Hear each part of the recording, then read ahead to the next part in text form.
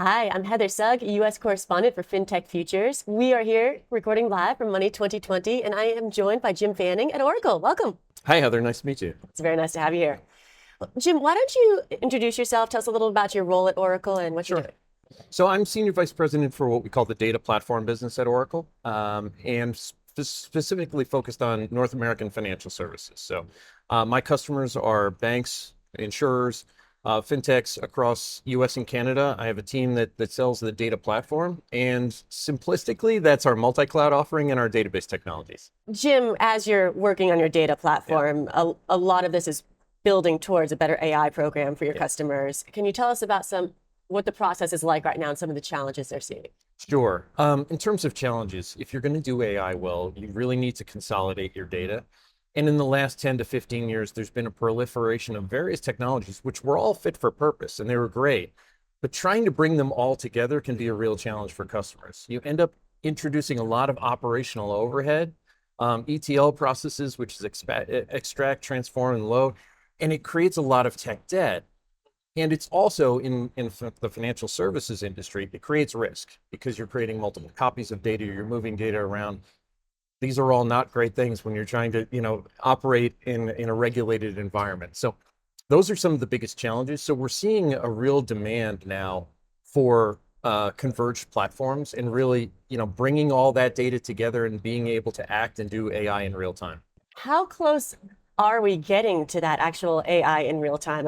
Where are your customers and who might be excelling right now? Yeah, so they are in all stages of the journey. When we talk to our customers about AI use cases, it generally falls into two buckets. They're either looking at it internal only, right? So code generation is a really popular one. That's an internal only use case, or looking to increase their own operational efficiencies.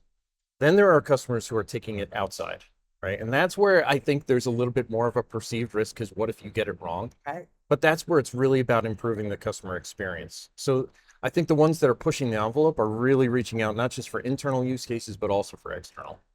Okay, and then how is your data platform, go into more detail and double down on me and how the data platform is allowing the AI and how they're accessing everything. Yeah, this was a big shift for Oracle in the last couple of years. So, what we introduced very recently in the last 2 years was really our multi-cloud strategy. So before, the Oracle database, which for the last 40 years has been the best transactional database in the world, but in a lot of cases it was stranded. And what I mean by stranded, it was sitting on-prem. Customers were moving workloads to the cloud, but they couldn't touch it. They couldn't touch it because of any number of reasons. Now we have the ability for them to run that same Oracle database on any hyperscaler or Oracle's own cloud infrastructure. So in terms of cloud, you can run it on OCI, you can run it on AWS, on Azure, on Google Cloud. We're really meeting the customer's demand now, and it also helps in the consolidation of that data for AI purposes. That makes sense.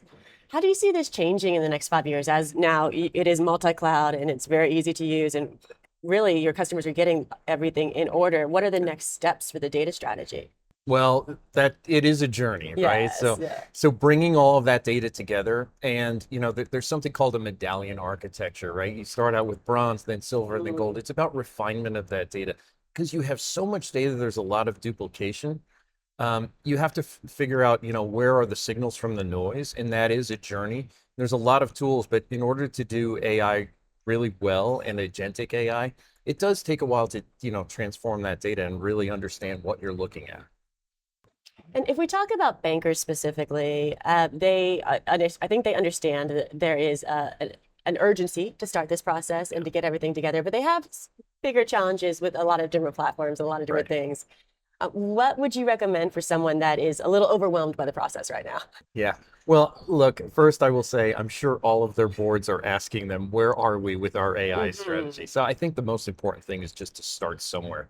Pick a use case that is going to return immediate business value. And again, going back, it could be internal, it could be external, but really understand, what are we trying to accomplish? What is the business value we're looking to drive? And create the metrics and measure those, but start somewhere to show those quick wins. I think that's the most important thing. What's an example of a good use case you've seen that be successful with? I mean, improving customer experience can be really simple, right? So there's so much data about what our customers are doing, right? Banks have their own data. There's also external signals about where customers may be looking to buy, if somebody's looking to purchase a home, if they may be looking for a new loan. There are so many signals. Just being able to take that all in and looking beyond the data within the four walls of the bank and understanding what other sources can we take advantage of to make decisions, I think that's really critical. Yeah, that's a big part of the future too, the holistic view of the financials. Absolutely. Well, Jim, it's been a pleasure. It's a busy show out there. I'll let you get back to the chaos. But All right. are there any parting comments or anything else you'd like to add for us? I think that, for us, this multi-cloud strategy, it just goes back to meeting customers where they want to be, where they want to run their infrastructure.